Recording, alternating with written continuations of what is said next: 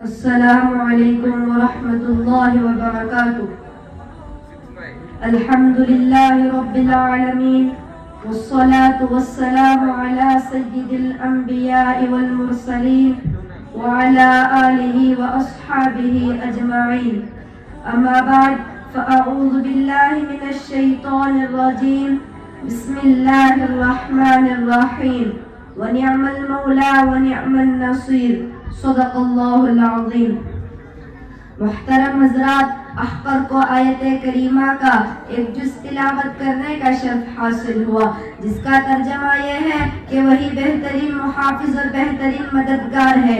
مطلب یہ ہے کہ دنیا کی تمام مخلوقات کی حفاظت کرنے والے حق جل مجدہ ہے، خواہ وہ نصرانیت سے تعلق رکھنے والا ہو، خواہ وہ یہودیت سے تعلق رکھنے والا ہو، خواہ وہ منافقین سے تعلق رکھنے والا ہو، اور جس کی حفاظت اللہ تبارک و تعالیٰ کرے اسے کوئی ہلاک و برباد نہیں کر سکتا۔ جیسا کہ علامہ دمیری رحمت اللہ علیہ فرماتے ہیں کہ میں نے بہت سی کتابوں میں روایت دیکھی ہے جس کو زید بن اسلم اپنے والد کے حوالے سے نقل کیا ہے۔ فرماتے ہیں کہ حضرت سیدنا عمر فاروق رضی اللہ عنہ فرمایا کہ میں نے ایسی مشابہت کووں میں بھی نہیں دیکھی جیسی محبت تجھ میں اور تمہارے لڑکے میں ہے۔ میرے دوستوں، غور فرمائیے اللہ جل شانہ کس قدر مخلوقات کی حفاظت فرماتے ہیں۔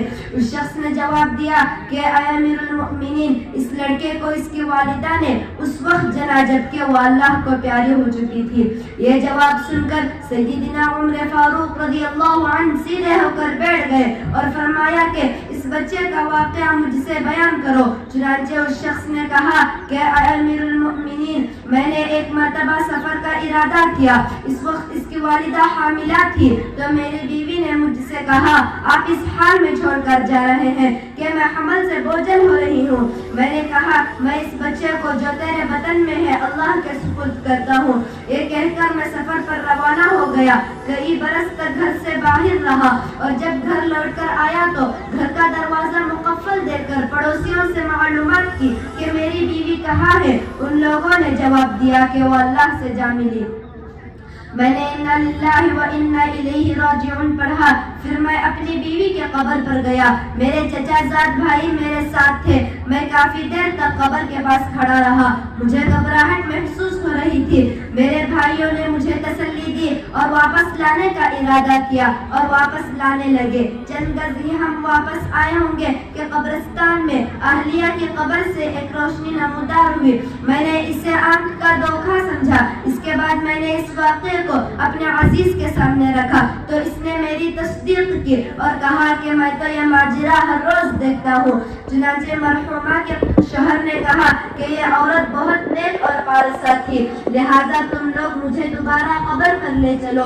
وہ لوگ مجھے دوبارہ قبر پر لے گئے۔ جب میں قبرستان میں داخل ہوا تو میرے چچا زاد بھائی ایک کنارے پر کھڑے ہو گئے۔